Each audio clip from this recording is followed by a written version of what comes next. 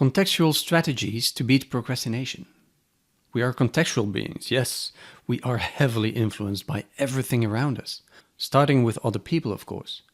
If there is one thing that characterizes us, humans, more than anything else, it is our social nature. We are social animals. Our brain needs social interactions, craves it even. Put people in solitary confinement and they go nuts.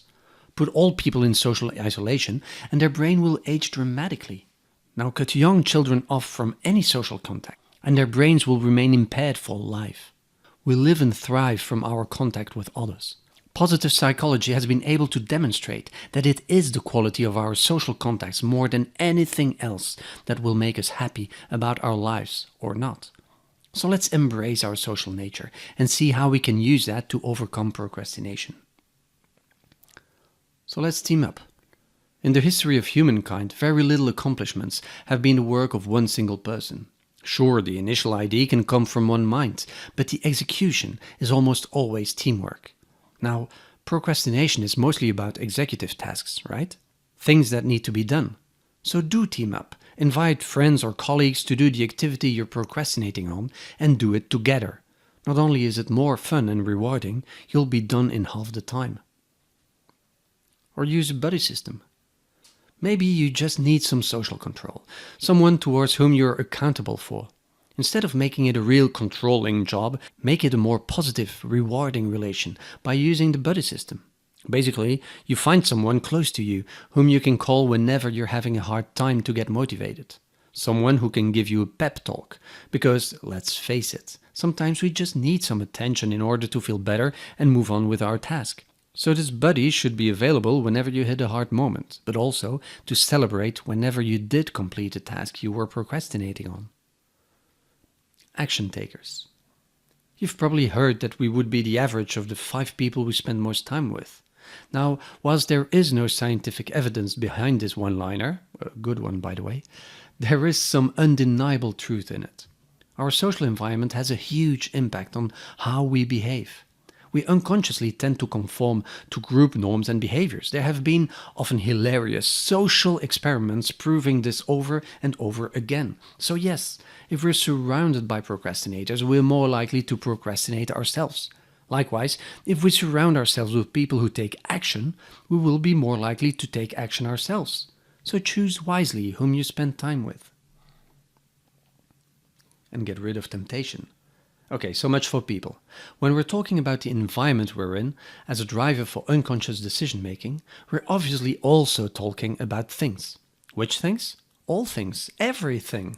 To a procrastinator, anything can serve as a distraction. And as we saw before, the issue is not the lack of willpower, it's too much temptation. We saw that people who are supposedly good at willpower are above all good at organizing themselves as to avoid willpower decisions. It's just easier that way. So let's get rid of temptation. Whatever it is you're procrastinating with, get rid of it. Now, I'm not saying you're not allowed to do your favorite procrastination anymore, but you'll have to manage it. Combine it with the other strategies. If your Xbox is the problem, give it to your buddy from your buddy system, who will only give you access to celebrate whenever you finish a task. Or first finish a certain amount of tasks on your to-do list before indulging yourself. Whatever you do, make it hard for yourself to fall into temptation. Keep a clean desk policy. Get rid of your TV. Block your mail notifications. Turn off the beeping sound of your smartphone each time you get a message. Then, focus on your task. Take blocks of around 40 minutes of hard work and then take a 10-minute break to check your messages or just take a walk. Get some fresh air and then continue. If you're really a die-hard procrastinator, take it to an extreme. Get rid of all temptation and bore yourself so much that doing the task you're procrastinating on will end up being better than the other option, which would be not doing a thing at all. And change your environment. You see, if you've been procrastinating for a while now, you're probably already wired to procrastinate even more. Sitting at your desk might be a trigger to start doing the stuff you shouldn't be doing.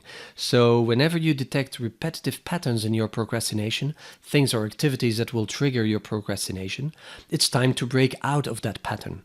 And a great way to do so is to change our environment. If you always work at your desk, well, try the kitchen table. Use a meeting room. Just break out of your habit. By changing our environment, our brain takes notice of the change. It is more alert and is readjusting. Those moments are perfect to start doing things differently. In our case, to stop procrastinating. So that concludes our contextual strategies to beat procrastination. We can team up, use the buddy system, surround ourselves with action takers, get rid of temptation, or change our environment.